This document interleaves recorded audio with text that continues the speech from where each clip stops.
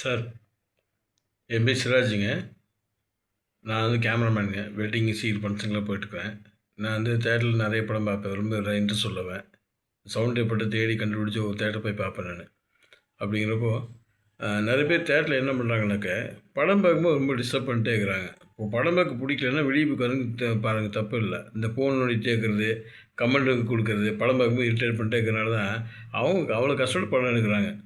படம் எடுக்கும்போது பார்த்தீங்கன்னா, ஒவ்வொரு சீன் பார்த்து பண்ணிட்டு இருக்கிறாங்க. ஒரு போஸ்ட் ப்ரொடக்ஷன் பண்ணுறதாகட்டும், எடிட்டிங் பண்ணுறதாகட்டும், நடிக்கிறதாகட்டும், எவ்வளோ உயிர் கொடுத்து பண்ணுறாங்க தெரியல.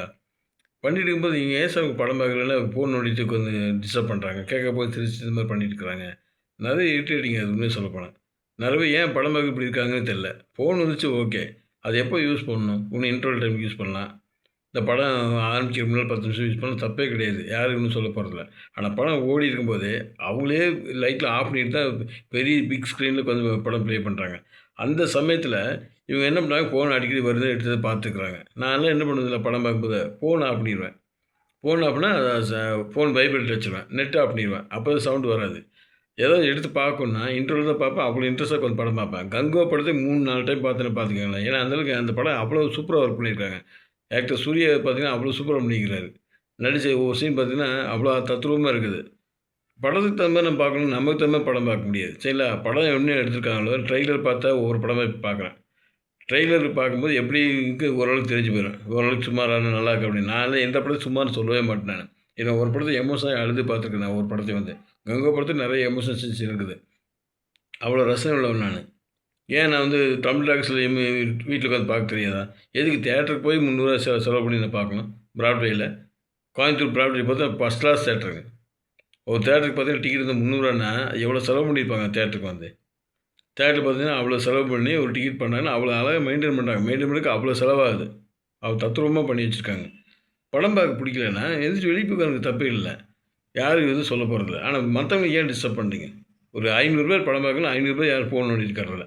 அத்தனை பேர் அமைதியாக பார்க்குறாங்க. என்ன நான் சொல்கிறதுனால இப்போ அவங்க வேணும்னே பண்ணிட்டு இருக்கிறாங்க. ஆனால் மற்ற யாருமே வந்து அப்படி ஃபோன் எடுத்து பார்க்குறதில்ல நான் பார்த்த வரைக்கும். சில படங்கள் பார்த்தீங்கன்னா கூட்டம் கம்மியாக இருக்கும். சில பார்த்தீங்கன்னா இப்போ 10 பேர் 20 பேர் இருப்பாங்க. யாரோ ஒருத்தர் 2 பேர் பண்ண டிஸ்டர்ப்னால உட்காந்து படமே பார்க்க முடியறதில்ல. இப்போ சில சமயம் பார்த்தீங்கன்னா டிஸ்டர்பன்ஸே இருக்காது. உட்காந்து பார்ப்பேன். அவ்வளோ தத்ரூபமாக இருக்கும் படம் பார்க்கும்போது. வீட்டில் உட்காந்து படம் பார்க்குறதுக்கும் தியேட்டரில் உட்காந்து அவ்வளோ பெரிய ஸ்க்ரீனில் வந்து எமோஷனல் உட்காந்து பார்க்குறதுக்கு நிறைய வித்தியாசம் இருக்குது. அது உண்மையில நான் பார்த்து ரொம்ப பிரமிச்சு போயிட்டேன். அந்த ரொம்ப பிரமிப்பாகி போச்சு எனக்கு. அதுதான் நான் சொல்ல வரேன் நான். தயவுசெய்து சொல்கிறேன், படம் பார்க்கும்போது ட்ரெய்லர்லேயே பார்த்துருங்க. உங்களுக்கு எந்த மாதிரி கண்டென்ட் பிடிக்குன்னு அந்த ட்ரெய்லர் பார்த்தீங்கனாலே தெரிஞ்சுக்கலாம். ட்ரெய்லர் நல்லா இருக்குதா இல்லையா?